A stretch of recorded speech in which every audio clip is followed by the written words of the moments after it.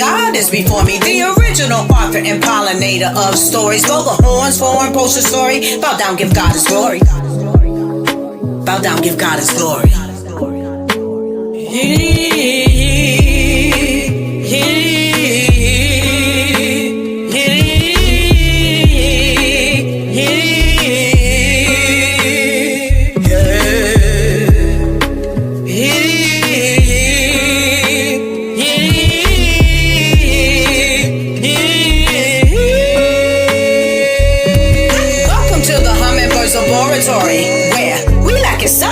God is before me, the original author and pollinator of stories. Blow the horns for and post a story. Bow down, give God his glory.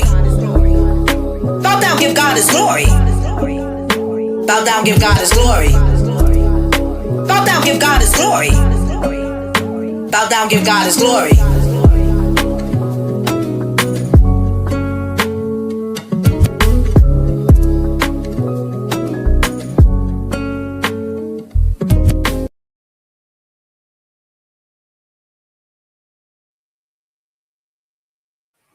Yes. Good day. Good day. Good day, Melvin. How are you today? I'm good. That's wonderful. I'm glad you're here. I'm glad we're here together. And now I'm not sure if we are actually live or if it's recorded. But this is my first time coming back to this seat doing this by myself. It is what it is. First, I like to talk to the community and say it's a great day and welcome to the Hummingbirds Network. I've gone under construction during my hiatus, so let me fill you in on the gap of that. The Hummingbirds was birthed for women living positively with HIV, but so much more. It's about pollinators and advocators. The Hummingbirds Network is not a network chasing likes, trends, or monetary fulfillment. It is a movement rooted in lived experience, advocacy, and leadership. And today, I welcome a wonderful guest, Melvin K. Wright. Melvin, before we go into the work, I'm welcoming you as a hummingbird today. Anybody that sits with Lady Alva and the hummingbirds, you are a hummingbird. How do you feel about that? I'm good. You're good? All right, all right. So we'll dig right into your journey, Melvin. So when you look back at your journey, what moments made you realize you were called to serve your community? I guess you can say the way I was raised. When I seen my father give it back to the community as a little boy. When you say that again for me, when you saw your father giving back to the community Yeah, as a little boy? yeah. Okay. Could you elaborate on that? What did your father give back? Like what is exactly or specifically? My father was a person that always look out for other. When he didn't have, he always made sure the neighbor have.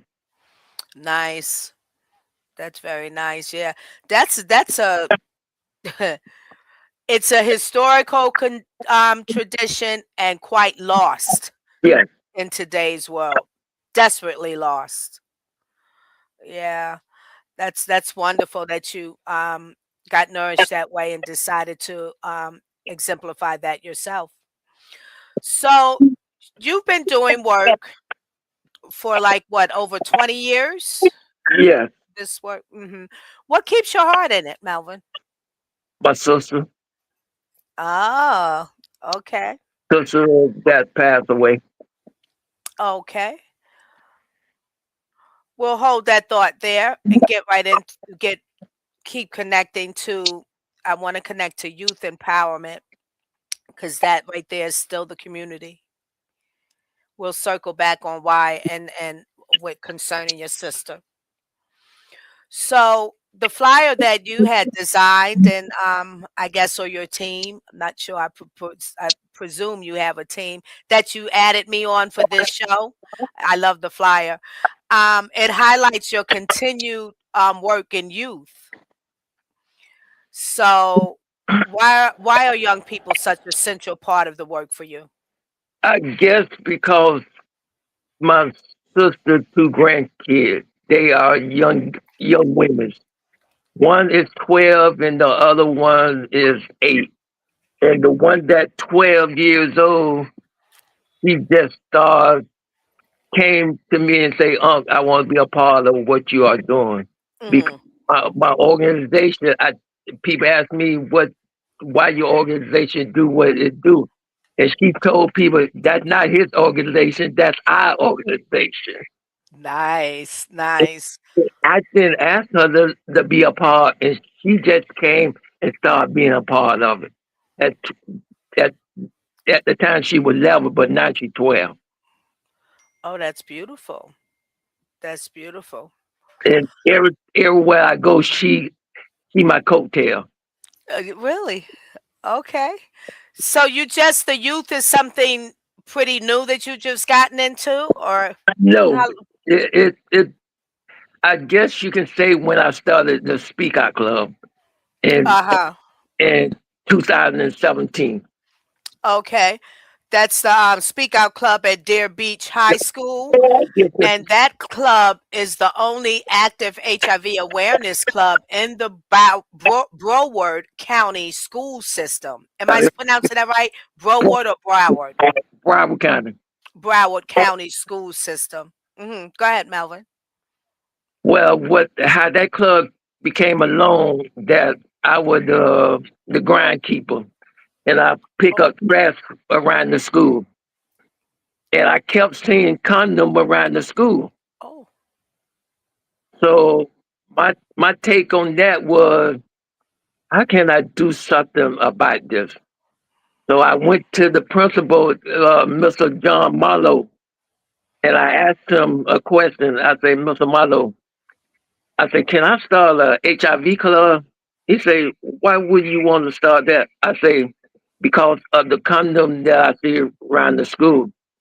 He gave me the okay. From then on, the club started up. oh. That is surprisingly awesome. Surprisingly awesome. It's those, ooh, Melvin. Mm. It's the things, the small things that are not the ordinary things that a person like you would just say, I have a question on this because of something you see. And out of that springs an abundance. Do you know what I'm saying? That Yeah, is awesome. Wow. How so? How is that going? How is it moving? How is the relation the club from is you just starting from that? Mhm, the club is going very well. I have a teacher that named Miss Hill, and I can give her mhm. the credit because she the one that was is my backbone because she recommended that the kids sign up for the club. She is a great person and a Mm. great teacher at Deerfield Beach High School because we run this club together.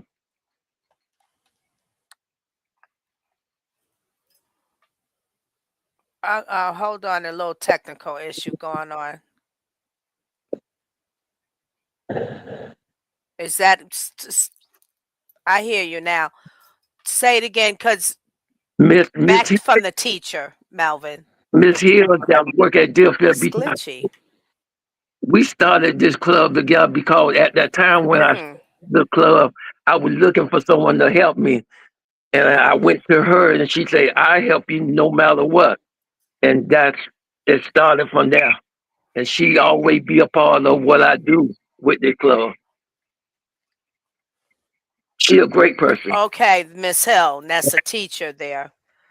Nice. And how did the children, the students, receive you initially from the onset? Like, how did that work? You had meetings, or you're We in the auditorium, or have how we did you set that up? we have meetings I once can't hear you. we There's have, a little audio issue up we here have on your meetings once. side.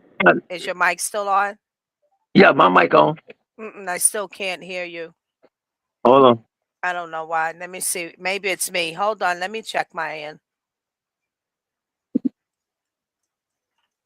You hear me?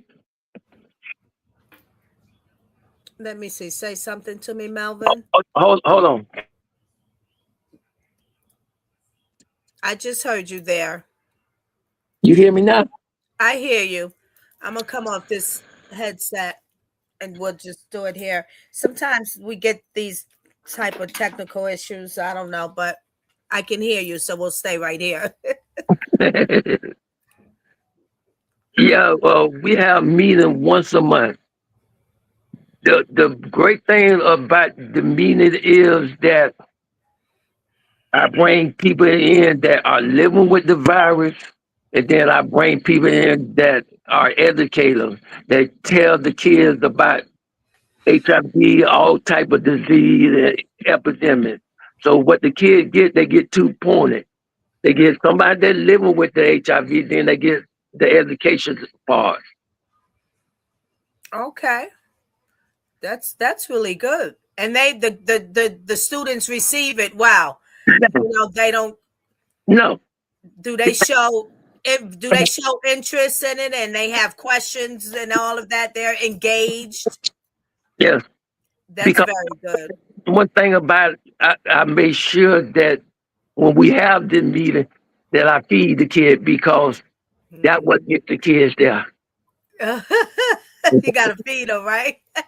But when they there, Well, what do you feed them? Are you feeding them cafeteria food or you getting them cooked food? I, You I, bringing them I, restaurant buy, food? I buy what they want. They All right. There it goes. There it goes. You got to give a little something to get the kids' attention. yeah, yeah, but they, ooh, I have some great kids because kids always come and ask me when are the Speak Out Club gonna start up.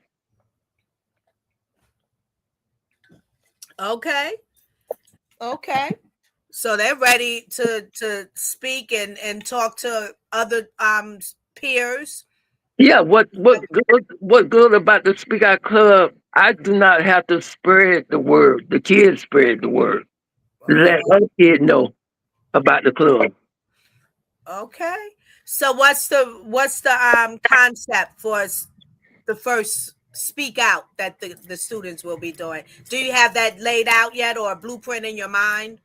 What is that I pick a president, I pick a vice president, and I let them run the club. I let them pick the topic and things that they want to do.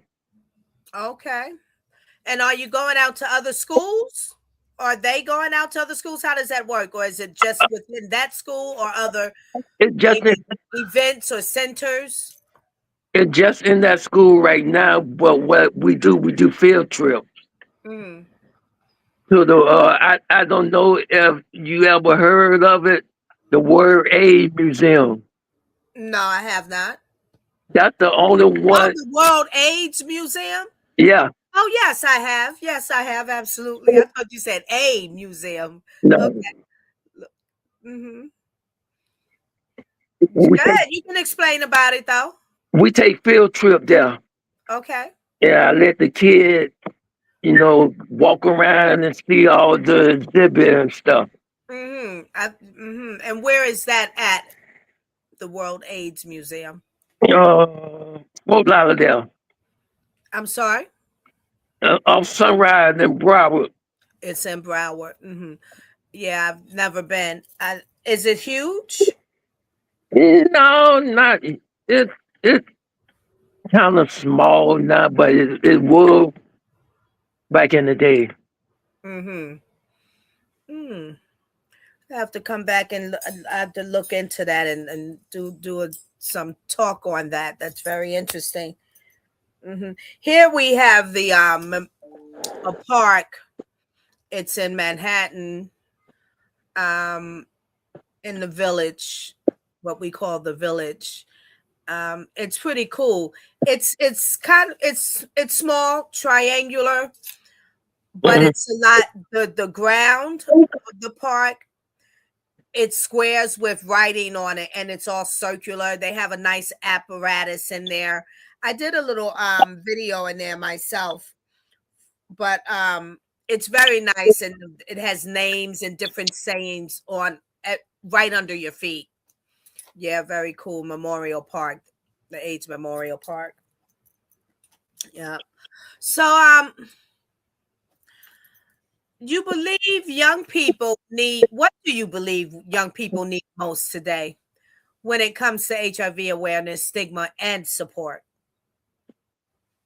To know that they can ask questions. Mm-hmm. Know that the question that they ask is not the wrong question. There's no wrong answer. I mean, no wrong question to ask. And Okay.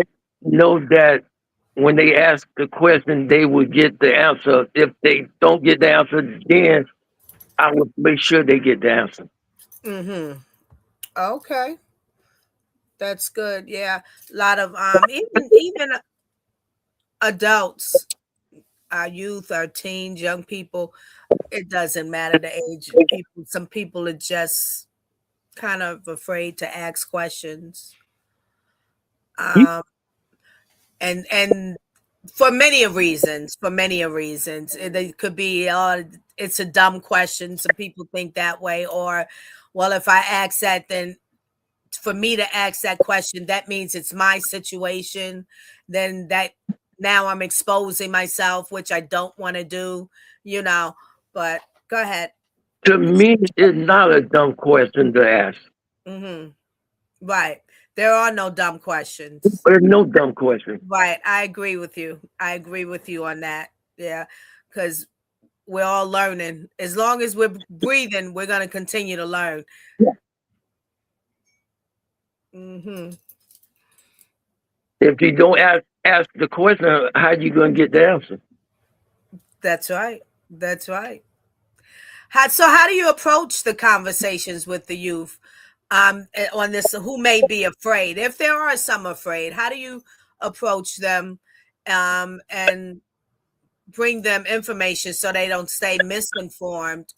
And how do you help them to not carry shame? One thing about when we have our meeting, Miss Hill and myself, we always tell them this is a safe place. Don't Hmm. be ashamed to ask a question if you don't know the answer. We are in a safe place, and you are safe in this room. Hmm. Hmm. For sure. For sure. Here's a line I'm gonna be played up. I'm the student. That's what they all say. That's a remark. You tell me I'm in a safe place. Yeah, that's what they all say, just to get me to talk or get us to Now, talk. one thing about the kids, they love Miss Hill. I it, I can say one thing about her. Hmm. The kid is like she is like a magnum to the kids. Mm, okay. Anytime a kid do something or need something, you can always go to her classroom. If she teaching, she still have kids coming to her classroom asking questions. That's Okay. one thing about her. Okay. I don't know. She just that type of person that attract kids. Mm-hmm. Mm-hmm. It, all type of kids come to her. Bad kid, good kid, or whatever. Mm-hmm. She Mm-hmm. attract kids. That's her nature. Nice, beautiful. I'm thinking she's the pollinator. One She's the thing, pollinator. one thing about her, she gonna tell the kids if they right or wrong. She will tell them. Yeah. Yeah. So she believes in honesty and truth. Yes. It's important. It matters so much. Sometimes it hurts us, Yes. but that hurt brings you awareness. That hurt brings you knowledge. That hurt brings you information. That hurt, therefore, brings you protection because you gain all of those things in the basket that you have to deal with, that you may have to look at yourself or see someone else in its truth, look at yourself in its truth. But when you have that ability to do that and that information, now you know how to protect yourself. Yep. If you don't have any of that, that's more dangerous. That's very dangerous. You never get to another place. You just stay where you are. There's no growth. And it could be more unhealthy. 9 times out of 10, it always is. Yeah. Yeah. So, okay. Um, HIV AIDS advocacy and community work. So we already know you've been a champion for that awareness long before it was publicly embraced. So this is where we turn back around to your sister. What was the turning point that pushed you into advocacy? I guess when I'm gonna tell you the journey. Yes, sir. When I first started advocacy, I used to run to people and ask them, I say, I see what y'all are doing. I say, how can I be a part of what you guys are doing? You know, maybe a handful will let me be a part, but then a lot of people turn me away. Mm. So I say to myself, I say, God, why did you give me this journey? Why did you put this burden on me? I prayed about it. Mm-hmm.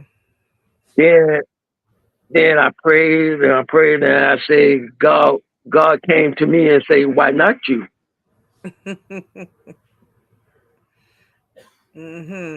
That when the journey began. So as the table turned, for me running to people to ask, can I be a part of them? The table had turned. People asking, how can they be a part of me? What I'm doing. Nice, nice, beautiful. And what's your response when the people do you turn them away, No, Mr. Melvin K. Wright? no. No. I'm a part of so many organizations. I can't even keep up with them.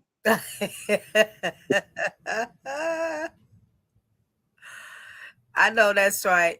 The more the look, um, oh gosh, I'm trying to get the scripted. I have to paraphrase it, but the more that God gives you, the more responsibility you have with It, what He gives. my secretary, she always tell me. I call her my sister.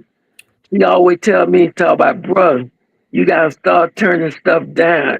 It's Mhm. hard for me to turn people down. It's hard. Yeah. Yeah. Well, right now I'm thinking. I mean, if I was there, I'd be right there, Melvin. How could I help you? But we can think about it and talk to how to spread some of the where I can help from my side. If possible, there's always ways to do things, and I don't mind partaking in this cause. Obviously, this is important for me. Hmm. And I've experienced some of that too. My walk when it came and I was started showing, I thought the interest, and I made inquiries here and there, and it I got a sense in some places that turn away, in a sense that people who develop organizations or become part of an organization or running an organization, it kind of becomes like their own little clique. Like who's there, that's it, and they don't want nobody else in. When you even inquire, you get like a strange look or a Mhm. hesitant response. Before you know, they're hesitating before the response comes out. And I noticed that, and I thought to myself, wow, that's interesting. That's something. And if you're building an organization to help, to serve the people, there's no doubt. Yeah, you're welcome as long as you can handle the task or whatever the tasks are that Mhm. need to be handled. This is not a clique, and this is not, yeah. So I'm glad you look at it that way, because these things are similar to what God says scripturally. Literally, He adds to the church daily. The church is the building, but who the people are the church. Yeah. So He adds to you daily. So don't look at it strangely. you know. And Um, Go ahead. at the end of the day, the work got to be done. Absolutely. Absolutely. Absolutely. Got to be done. Yes. So is it that when I said we were going to turn back to your sister, because you said that is the reason why you got into the work, because of your sister. So would you mind sharing us a little just about your sister and her story and journey? How it started with this. My sister, I guess she met this guy. I don't know how she met him, but she was dating this guy out of prison, Hmm. and he came home and stuff, and they dated or whatever it may be. And when I first saw the guy, he was muscle bound. When I say muscle bound, he was muscle bound. Okay. So, so me and my ex-wife at the time, we took some Christmas gifts to my mom now, and my sister pushed the guy out, pushed the person out in a wheelchair, and that was that guy. Less than, I say less than 4 or 5 months. So, so something, so God started speaking to me and saying that something might be wrong with your sister. And I told my mom, I say, Mom, I say, Pat might need to go to the doctor. Cause it kept coming in my mind that something wrong with my sister. Mm-hmm. So I told my mom, I say, Pat might need to go to the doctor. My mom say, boy, ain't nothing wrong with your sister. Something might be wrong with you. So, I brush it off. By that time, after he had them took her to the doctor, it was too late. She had AIDS. So the thing about that situation, me and my mom, it was a sad time that me and my mom had stopped speaking for a whole year because I kept telling my mom that something was wrong with my sister, and my mom didn't take the heed. Mm-hmm. So, so we had to pray about it, and I understand why she did not want to accept that something was wrong with her daughter. You know, Mm-hmm. she didn't want to take what I was telling her because that was her only daughter. Oh, wow. Mm-hmm. Mm-hmm. Wow. So that was the animosity that she had toward me because she couldn't take that she was losing her daughter, her only daughter. Uh-huh. Yeah. Wow. So after that went on, my mom became my biggest support. So Mm-hmm. a part of everything that I did for HIV and AIDS. Nice. Nice. Every- Wonderful. Everywhere I went, you saw my mom. Your mom. You saw my mom with me doing HIV and AIDS work. Now, so at that time, your mom is with you. Where's your sister? Yeah. And where's your sister? What she was with my sister at the time. Where is your sister? When your My mom sister, is my sister deceased. right. So at that time, okay, so she had passed. Yeah, yeah. Okay. Okay. And then your mom kept journeying with My you. sister passed in '94. Okay. So that's kind of when after she passes when you started journeying to do the Yeah, work to serve. Uh-huh. And your mom journeyed with you. yeah. Yeah. Yeah. That's a beautiful story. That's a beautiful, you know, sad. Because because when my sister was in the hospital, I went to see my sister the day before she passed. Mhm. It was a brother and sister moment.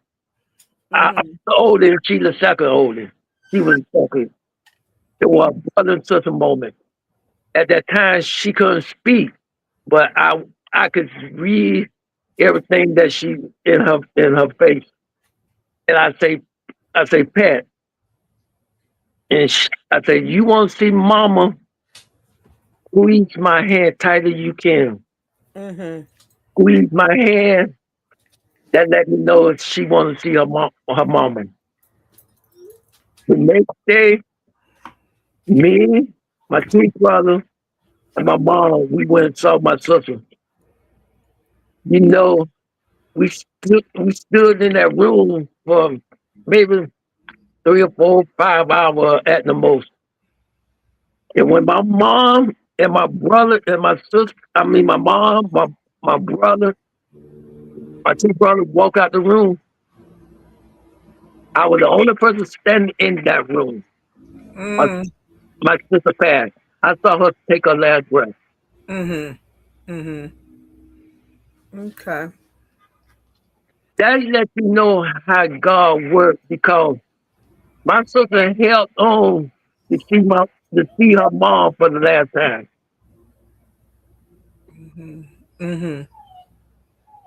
So my mom walked out that room, she passed by Right. being the only person in that room. Yeah. So that was a sign from God to let me know that I was going to be doing that work because I stood in that room while she took her last breath. Mhm. Mhm.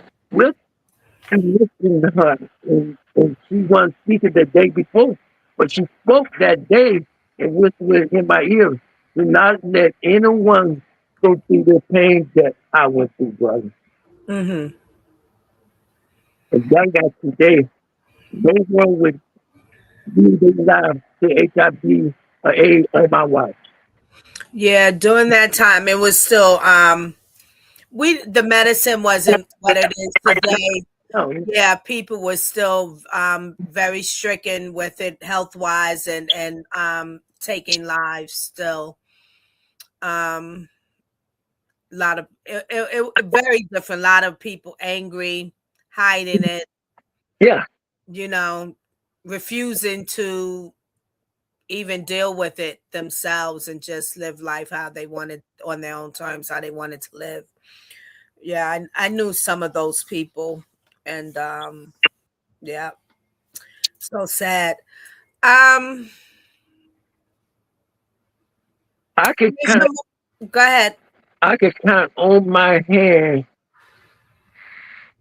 how many family members have came and asked me, "Is I'm okay?" And actually, what's that? It asked me, "Was I? Is I'm okay?" Because standing in that room, that took a lot from me. Mm-hmm. Mm-hmm. So you're saying that what I want to clearly understand you with saying that you had on one hand family members asking you, "Are you okay?" No family member asked me, "Is None. I'm okay?" Oh wow. Okay. Mm-hmm. You Maybe know, go ahead. I've learned, Melvin, it's not everyone who can take on a lot or certain measures of burdens, especially burdens that are not necessarily theirs.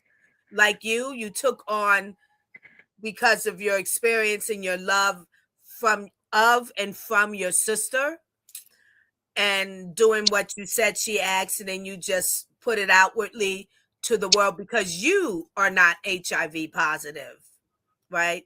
No, So, um, it's not everyone who can do that, who can exercise their humanity like that, you know. So, therefore, it's not all people who can come and say to a person like you are you okay? It's a disconnect that Mhm. humans have within their humanity. It shows up um, surprisingly sometimes because you think some of these people, like, depending on the relationship and how close you are, that, well, you guys didn't even say anything, but that's part of Yeah, that's a life. That's part of some of the human flaws and conditions. yeah. I Hmm. deal with it Yeah, yeah, and um, I'm glad that you did, and maybe you still are because you still think about that, or maybe I know it never feels 100% comfortable, but I believe this: the greatest comfort is the serving and what you are doing. yeah. I I tell people I get a joy of what I'm doing Yes, yes, I know you should. Yes. Hmm. Oh man, that's so often awesome. We can stay right here and just melt in that for a moment. That is awesome. because So where, uh-huh. like you say I promised my sister and I would keep my word Okay. Hmm. You from the generation of the keepers of the word. That's a watered down phrase nowadays. People say, that's my word. They don't even say that's my word. Maybe we should bring that back. Put some power back into that. So where is mom today? Is mom still with us? Yeah, she still well. Hallelujah. She August she'll be 85 years old. Oh, okay. She's still young. A young elder. That the trash talker. Oh, get out of here, Melvin. Really? She talk plenty of trash. Oh, She gonna tell you what's on her mind. okay. Okay. I know ladies like her. They lived in my family. They So lived in my family. that's a woman that gonna talk her trash. Yeah. Um, you as I was saying to you just behind stage, but everybody knows I'm co-host on Art for Change podcast, right?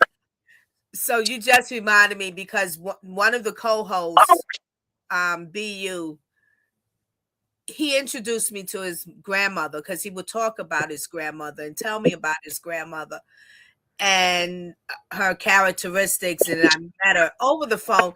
And she's one of those, like you're saying, like your mother, and also like my maternal grandmother, who's no longer living, my maternal grandmother. But the talkers, the trash talkers, the firecrackers, the cut you up and then love you abundantly. I call those.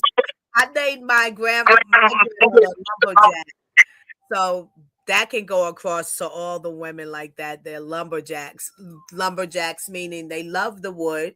Yeah, They chop up the wood gracefully and lovely. It's a mixed type of emotion you get from a lumberjack. You chop, then you get loved. Woo. Yes. The funny thing is, every time she see me, I'm her oldest. Hmm. Every time she see me, there go my baby. I said, ain't your baby. Talk about you always be my baby. You my firstborn. That's right. That's true. That's true. And then the baby always be the baby too. The Yeah, last. Yeah, And that's true. And you always see, do you have children, Melvin? yeah. I have a son. Uh-huh. You always see your children as babies, or you always can see them every stage of their life. Yeah, Isn't I, isn't that something? They Yeah, can never see themselves like that, like we can't, but yeah, parents can. yeah. Cause on my birthday when I turned 64, that was a joyful feeling to go over there and spend time with my mom for my birthday. Nice. I'm sure. We sat outside. She talk about the old days, and that Mm, was a joyful feeling. That was to me that was the best gift I can ever have. To be with my mom on my birthday. To take a picture with her. nice. Is she there in Broward? Where? Yeah, she and Brown. Okay. So okay. Beautiful. Um, you served on the black. I like the spelling of this. BLACC. And Yeah. it's literally Black Leadership AIDS Crisis Coalition. Co-chaired there the light up cis truck toy giveaway, and supported the zero stigma HIV walk. Um, why is it named cis truck? Is it connected to your sister? No, this trunk is in Fort Lauderdale. It's Oh, okay. it's a community. Okay. Okay. So which of these community roles has shaped you the most? I would say maybe black black leadership Hmm. because what they do, they give not all over the community, not just in one area. They located from New York, California, all over. Okay. Okay. Tell me a little bit more about that. That piques my interest because I don't know about this organization. So they're all over. They a part of. I pronounce I pronounce it wrong. It's hard for me to pronounce. Okay. The the letter A, the letter H, and the letter F. F. Mhm. Okay. Healthcare. That Okay. connected with them. Okay. We'll look them up and see what's going on there.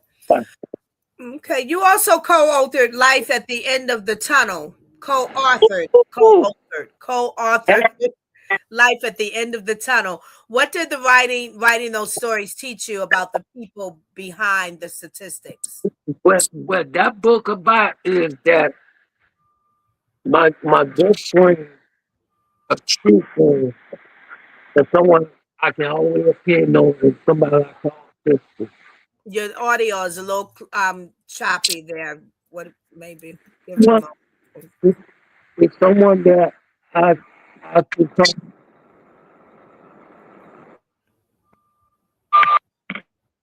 someone that I can call friend, family, sister, and whatever it may be. That book right there, it gives you two stories. It gives you a story of her living with HIV for 35 years. So you get a story of me that about a pastor that lost somebody to HIV and AIDS. Mhm. Hold on one second. Uh-huh. Hold on one second. Sure, no problem.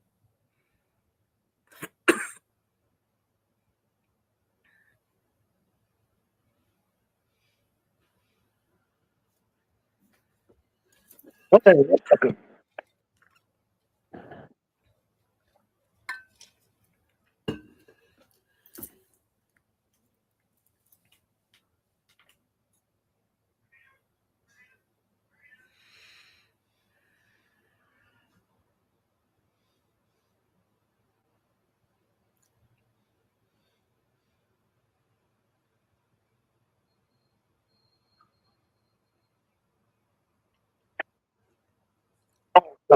Somebody calling me. Very important. Hold on. Mm.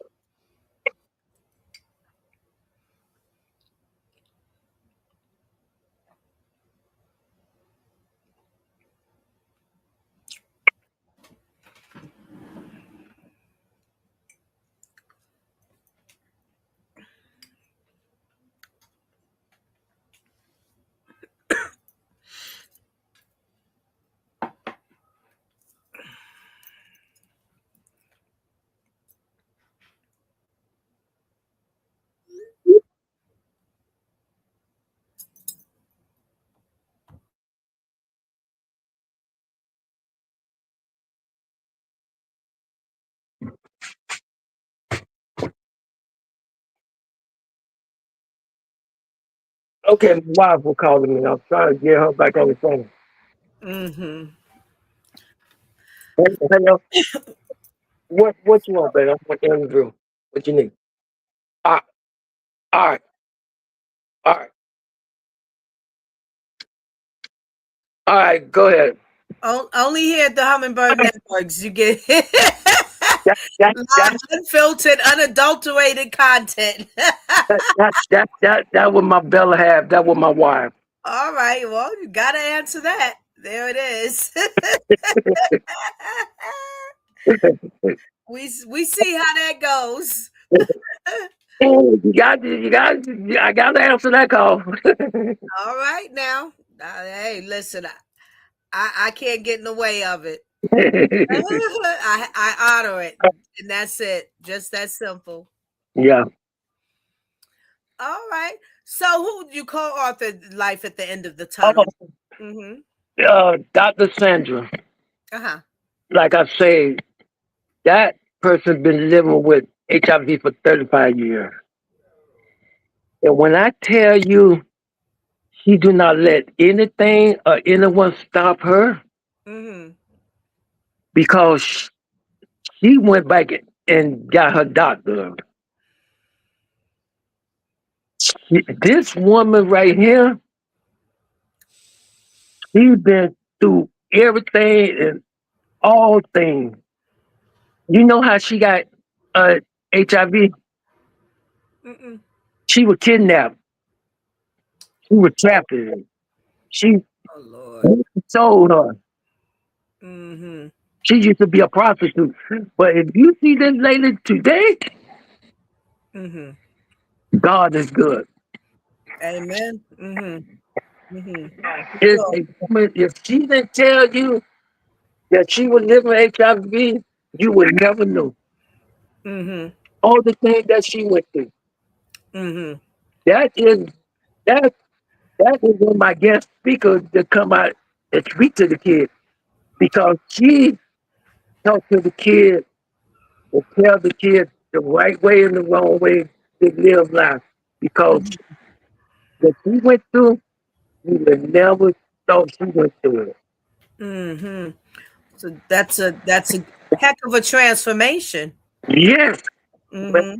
tell you, Yeah. Yeah. Transformation is real, it's possible, this and is it's nothing that any of us could do on our own. this is a beautiful woman. Dr. Sandra is that person that pushed me to do things. Yes, yes, yes, So I yes. say, this woman living with HIV for 35 years and I'm negative and she doing all the things that she doing, Mhm. Yes. all the things that she doing, Mhm. man, I can do some things. All right now. All right now. Lead the way. Be the example. There Yeah, it is. Yeah. To encourage other people. Yeah. Life has a basket full of episodes for us all. Some of us share the same episodes, some of us don't. We have different mine are different than yours, or I have some that are the same as yours than this bunch over here. You don't have. It's life.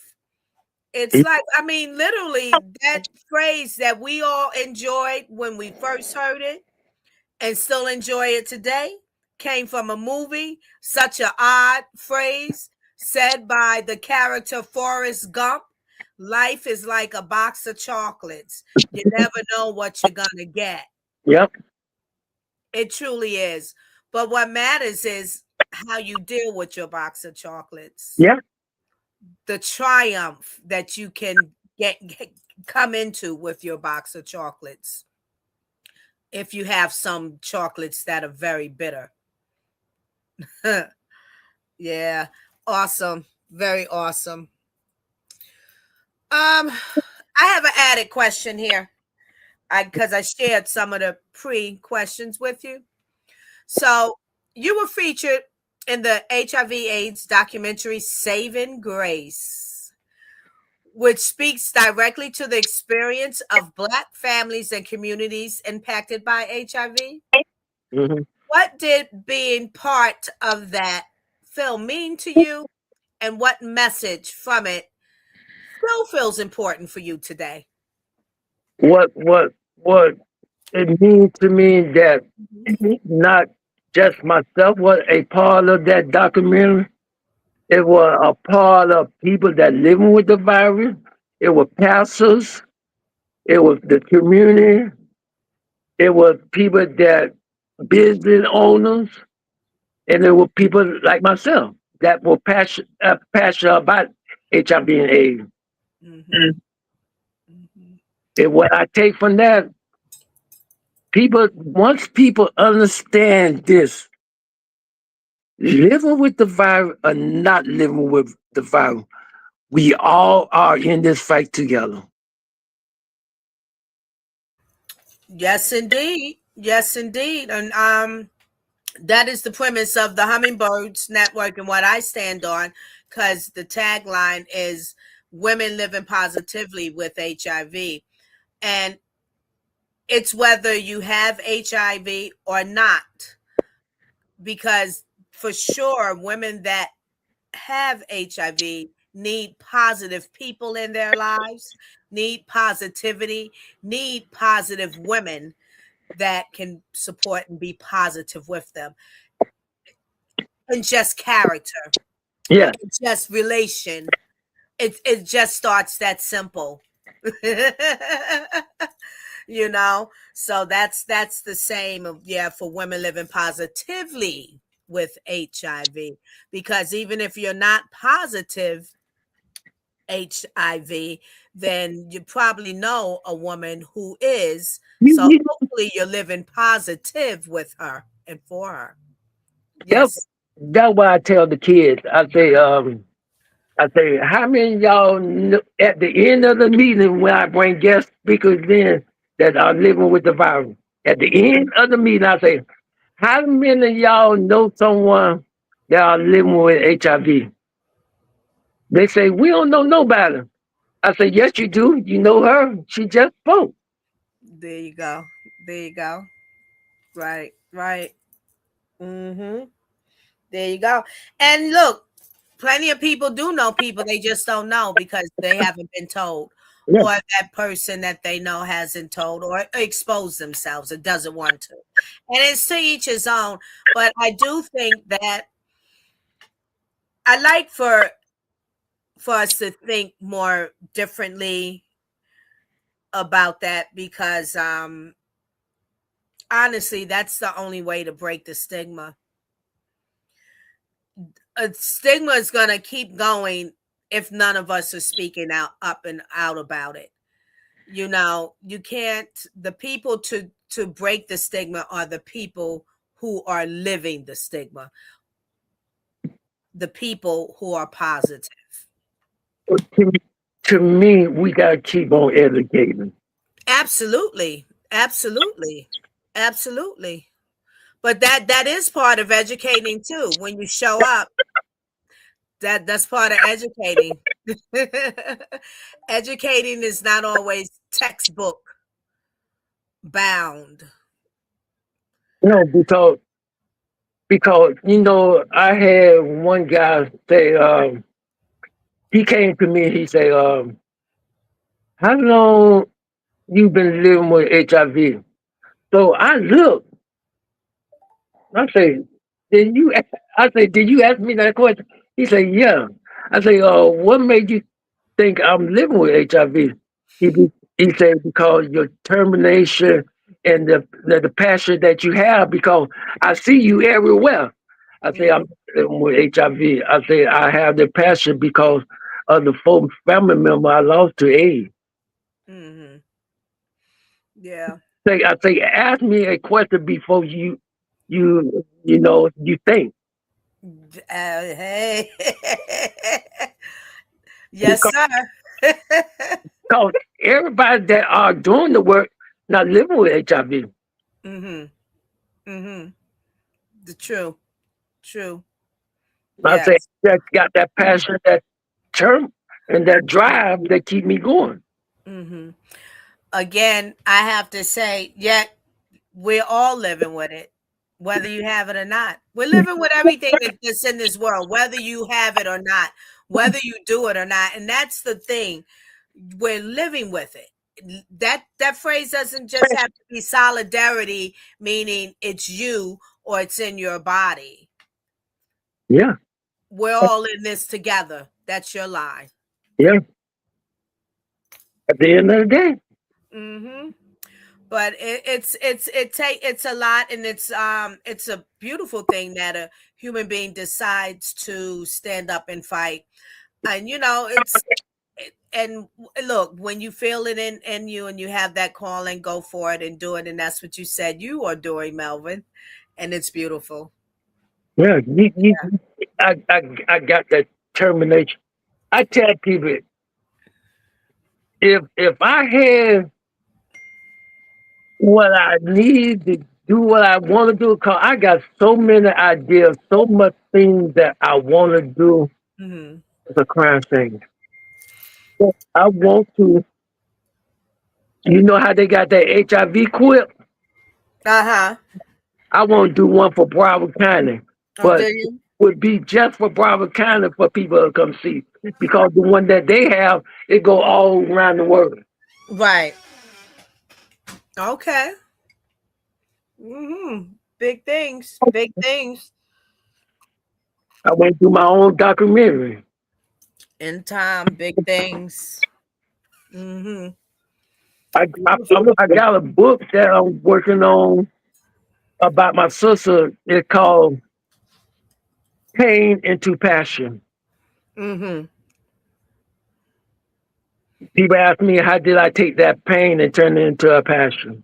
Hmm. You got an answer for us now, right here?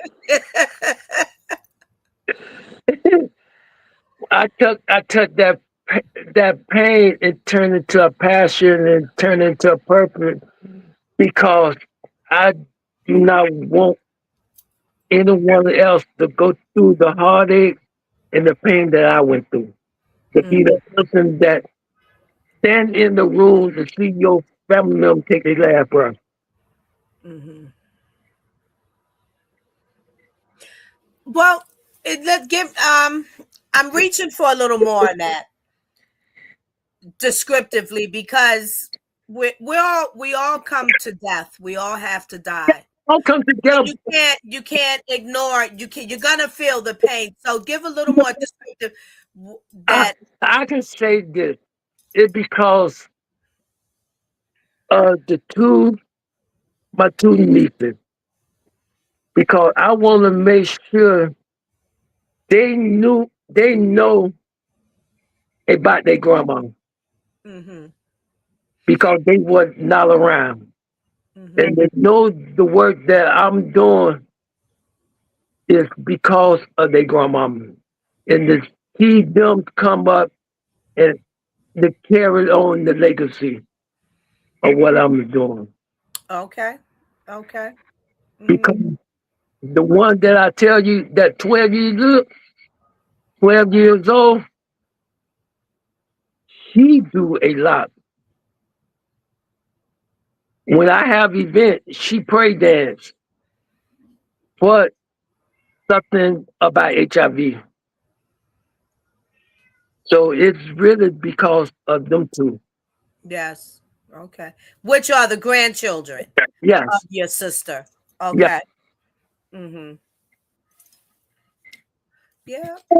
And encouraging just to be better human beings in our humanity yes. is a great thing to do. To be more selfless and not selfish. To serve, to care more about one another, and all those things that you described it help pain that we experience in our lives because now you're giving purpose to it. You can't we can't negate, we can't get away from death. We can't Not all of us will not see someone die. Some of us will see, some people have, many of people, and some still will. You will see persons or a person take their last breath. It could be tragic or it could be natural, and God's decent order. You can't get away from those things, but you can understand and place your pain so it's wrapped in purpose. Yeah, you can say that, but I'm saying it from to see my sister. I would say not to see my sister take her last breath from something that she did not have to take her last breath from. I guess Mhm. I'm saying it like that because Yes. me personally, I knew the guy. My mind and my soul telling me he knew that he had AIDS, but he did not tell her. Mhm. Mhm. Mhm. That's a lot of that's there's a million stories like that, Melvin. Yeah, There's a million stories like that.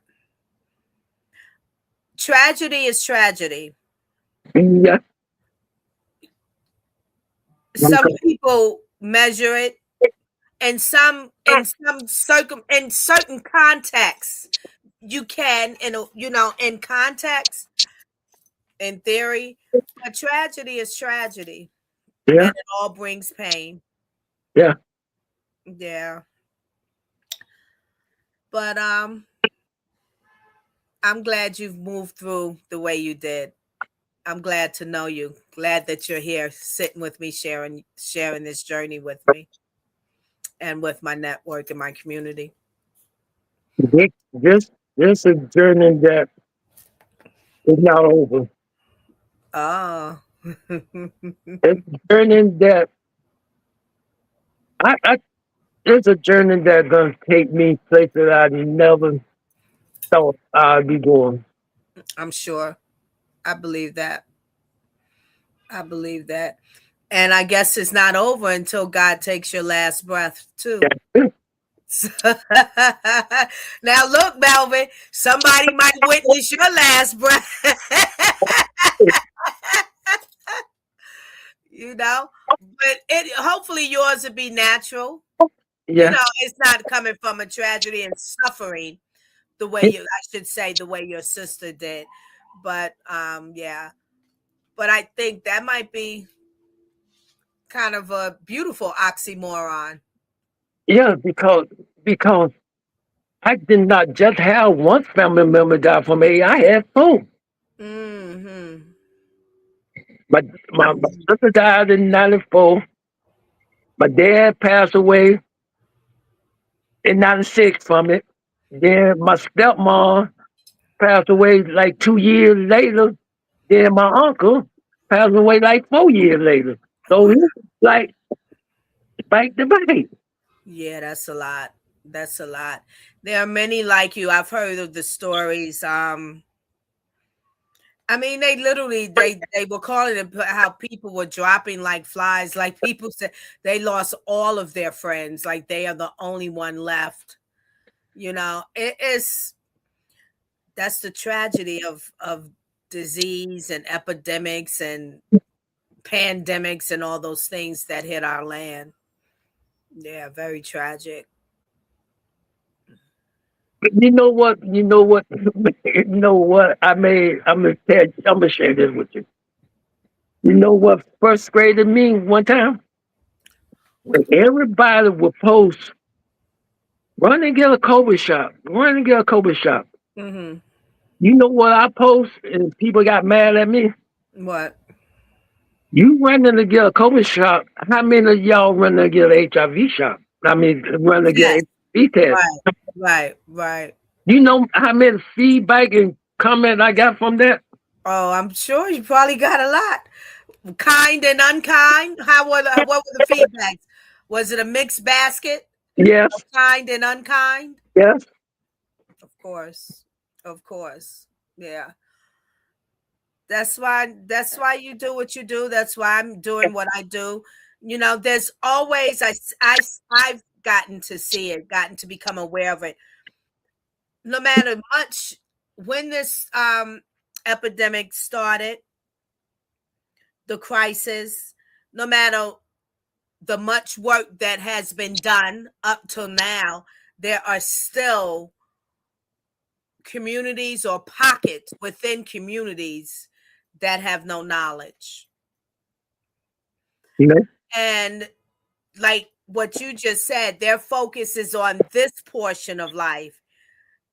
This over here is not even included in on their focus, but it is a portion of their lives.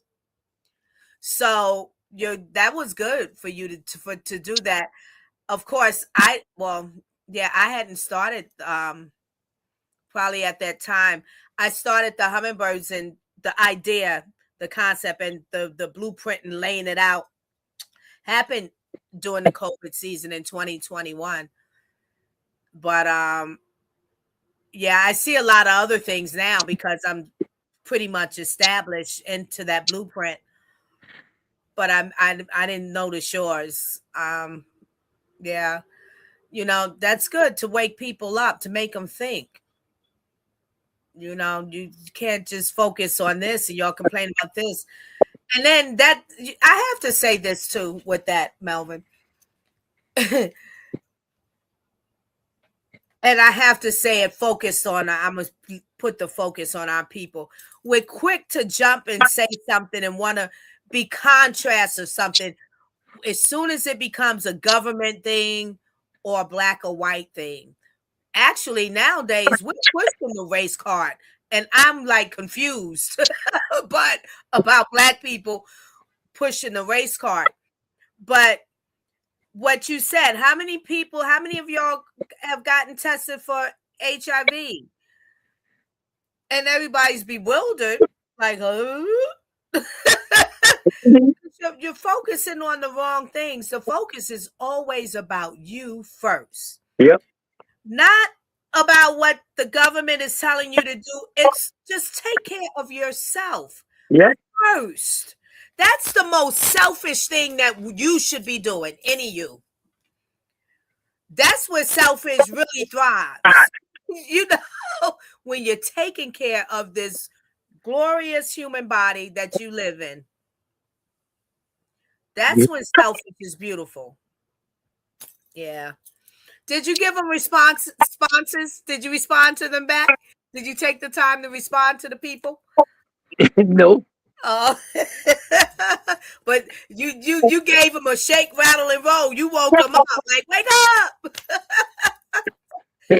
I wonder if some of the people said, I'm here for the COVID shot, and where can I get an HIV test too? I wonder if some of them asked that. Oh my goodness, that's awesome, Melvin. Find HIV, ways to get the message in there, huh? HIV not gonna go anywhere. Oh no. Mm-mm. I don't think it's going anywhere either. I do know that they are working and are close to a cure. Mhm. And they're checking, constantly studying and checking more things because the virus, many of us, if not most of us, many of us are living undetectable today. Yep. And so which is good. So when people are not running around being contagious, they're not contagions, but medically they do know that the virus still sits in different organs in our bodies, or can. So last I know, they're still studying that with as far as the cure, to even how to get it out of the organs and not stay there. So that's my layman's terms of describing. I'm not a doctor. I just have the information. I'm explaining my layman's terms. So but I think we can make it less active by how we live and how we take care of ourselves. That's not even a thing. I know that for a fact. They also have that privilege, no, yes to go, where you can protect yourself from getting the virus. Um, because you said that, I have to add that in now, Melvin. I actually was in the ad for that with one of the head doctors over in infectious diseases here. in New York, and hopefully I'll get him on here sooner than later so we can talk about the statistics on what they see, how many people have said, well, let me get this. It's an injection shot. You don't give it to yourself, have to go to your doctor. And what is the outcome? But that's the way to stop it, so it stops passing on from people to people. So that's good. Yeah. But if we can get that done to that measure to where it's not being contracted anymore, then it just stays where it is with whomever already has it. Do you know what I'm saying? And that's wonderful right there. At least no one else, it's not going to be spread. So it's kind of now it's contained just within this population of people across the globe, and it won't spread anymore. And I'm hip hip hooraying for that. If that happens, but it takes the people to take care of themselves and do the right thing. like Always. like I say, we are in this fight together. That's right. That's right. Yes, sir. Yes, sir. You started what? You started a petition to bring up. Yeah, you started a petition to bring specialty license plates to Florida. I With saw that. I said, "Oh, this is real interesting." with that right there, I started I started doing that in 2017, but I was working at the time. Now Mhm. I'm retired, I can focus on it. It started with me, I guess, seeing a lot of different license plate Mhm. around South Florida. Mhm. You have one for dog, you have one for cat, you have one for everything. But my mind said you do not have one for HIV. Right. So I forgot what year it was. I went and got my license plate, and as the tag agency, I say, how can we start a license plate for HIV? Right.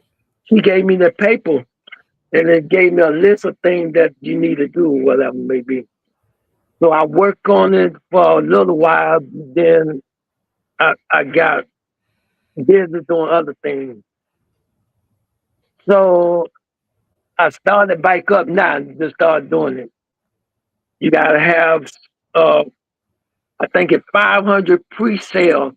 People say they are purchasing license plate, and then you gotta have 2,000 people singular to say they are buy the tag, and Okay.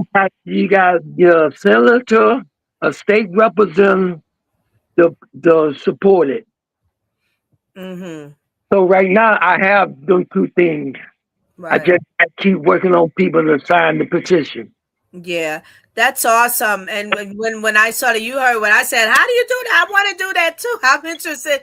I sure am. On this side still, Melvin. So That is the way how to. That's another way how to break the stigma, because like you see cancer, this cancer, that cancer. You don't see that about HIV, and why? Because it started out as such a horrible, horrible, dirty disease. yep. Dirty, like vile. Like you couldn't even say, because some people would just make run. Oh, so that's part of why these license plates, what he was doing and working that up, it will help with that. Just a sense to normalize, because this is part of life. It's here. Hmm. Nobody knocks on the door and says, "Let me get that HIV." Hmm. you know. So it happens through a lot of human fallacy. So at that time, you know what I did? I created my own personal HIV tag. Oh, did you? Okay. I'll send you a picture. Please do. And you have, but I'm the only one in South Florida with an HIV tag on my truck. okay, but that doesn't, you can't use that in replace of the actual. motor No, vehicle it's my tag. own.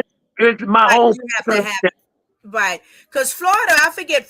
Look, my I know Florida. My family's from Florida, but the tags go on the front. The motor vehicle tag goes on the Yeah, front of the yeah. car, not the back. Hmm.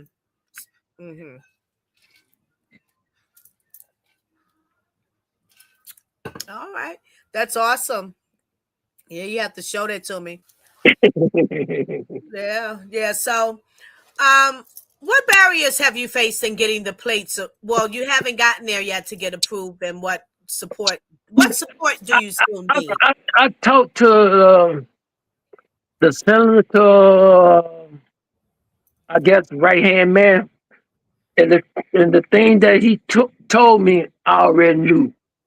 Okay, I already knew, except for maybe one thing, but I haven't ran into anything there. I just got to get the work done, okay, and that won't be happen to 2027, 2027 because all the stuff for 26 already, the bills already went in.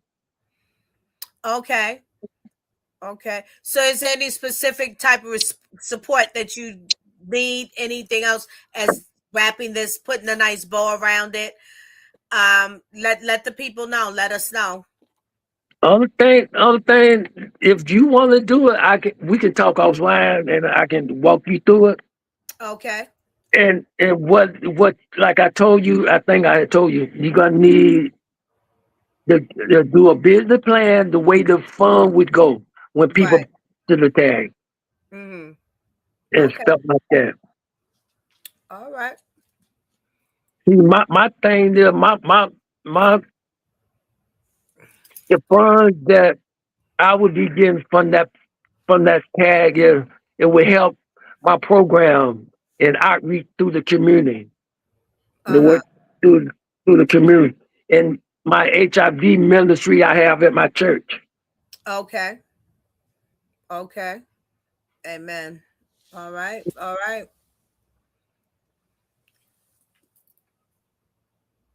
What is the one myth about HIV that you wish the world would finally let go of? Uh, I guess stigma and realize, like I just said, that this work is for everyone. Mm-hmm. Mm-hmm. It's How do you just go ahead? it's Yes. not just for one person. It's for everyone. I think the only way that, like I keep saying and I keep saying over and over, the only way that HIV gonna go away when we all understand that it's a fight for everyone. Mm-hmm. Yes. Yeah. Yeah. How do you stay grounded when this work gets heavy, Melvin? I stay grinding. I stay grinding. Called. I'm telling you this. My mind. I don't know why. I guess why because God always put stuff inside of me and inside my mind and on my head to think about HIV. I'm Mm. always thinking about it. People always tell me to write stuff down. You know, from the day I started, I have never wrote anything down, Oh wow. Nice. Nice. and I always have my stuff. What I'm gonna do, planned out months ahead. Mm-hmm. Mm-hmm. Not that person that wait till the last minute. Right. Of course. Of course. Of course. But now, so you don't write anything down, but so are you operating off? It's called visionary. The ideas and thoughts Yeah, is what God gives is visionary. right. Mm-hmm. Mm-hmm. Well, that's good brain power. I can understand visionary. Some of us need to write it down, Melvin. So because Other things going on. I have a lot of things going on, but I don't know if anybody ever did when I'm asleep, things come to me. Oh, yes, sir. I'm aware. I'm aware of that. Come to me while I'm in my sleep about HIV. Oh, you're fighting, and you're a soldier in the fight for it. You're in the army of it. So that to me tells me that that's established. That is spiritual. That's what that tells me, that that's established. So you're going to be nourished that way. God nourishes us. Cause that, cause people talk about, cause my friend Dr. Sanders, she came to me one day and say, Melvin, I say, what, Dr. Sanders? She said, you are a community hero. I said, no, I'm not. She said, yes, you are. They just start sticking with me. People start calling me community hero. Yes. Hmm. Yeah. Excuse me. That's wonderful. That's an identifier, and it's nothing wrong with that. It's beautiful. It's part of giving hope Yeah. to your And community. yeah, a lot of HIV has opened a lot of doors for me. Hmm. I I get back to the community. I do turkey drive. I do toy drive. I do bike to school. I do Hmm. haircuts. I do it all with the help of God and the money that come out of my pocket. Nice. Beautiful. Beautiful.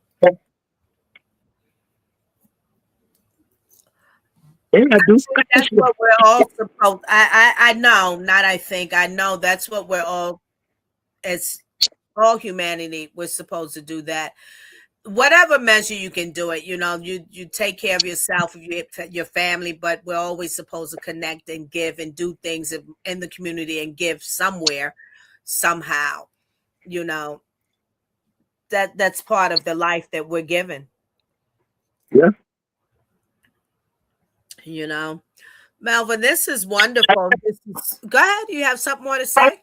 It's a joy to give back. Say it again.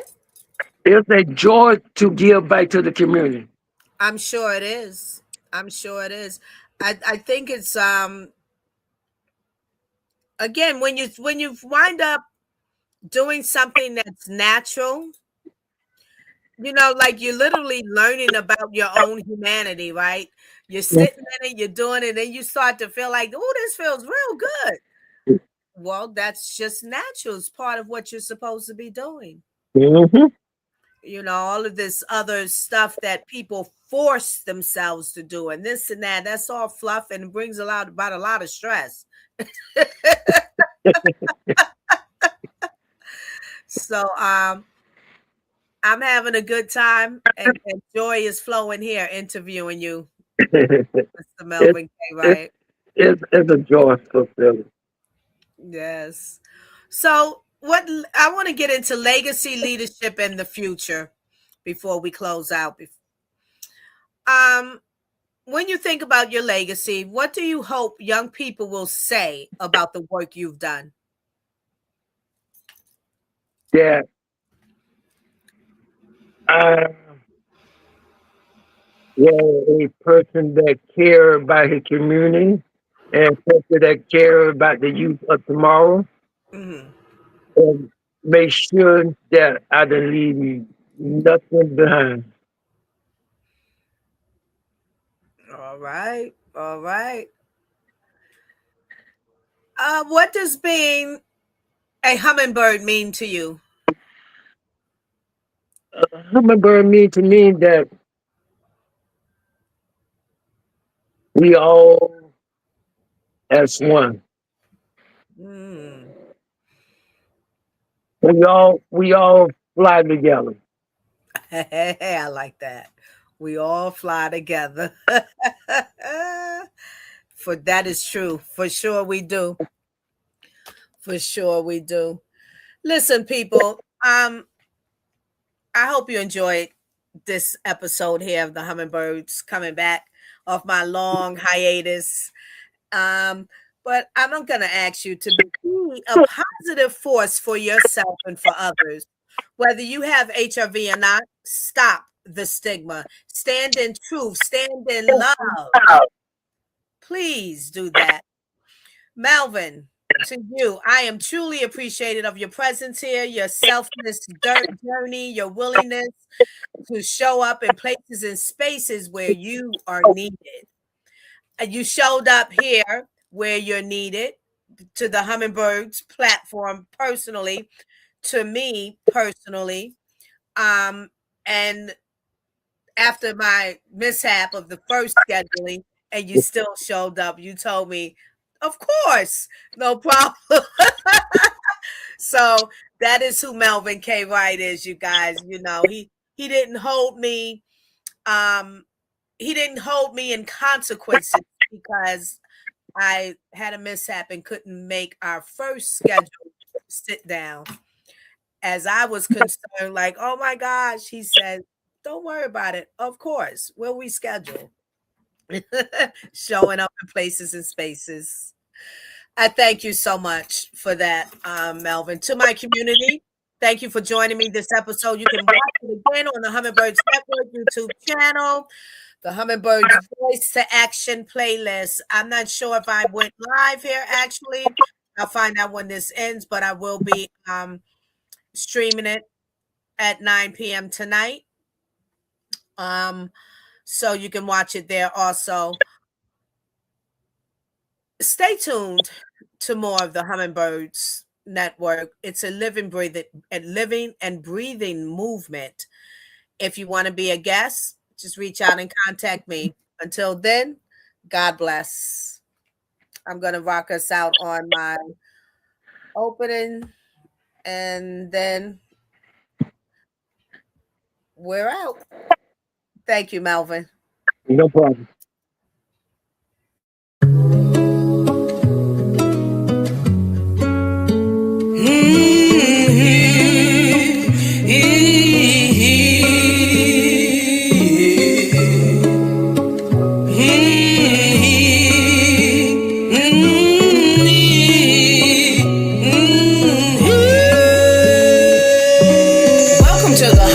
Laboratory, where we lack in self-glory. God is before me, the original author and pollinator of stories. Blow the horns for and post a story. Bow down, give God his glory. Bow down, give God his glory.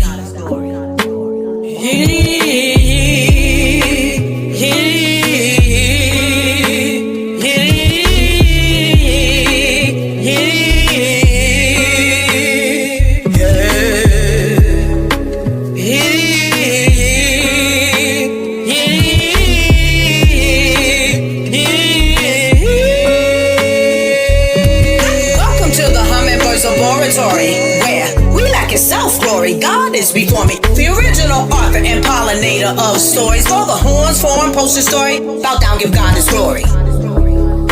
Bow down, give God his glory. Bow down, give God his glory. Bow down, give God his glory. Bow down, give God his glory.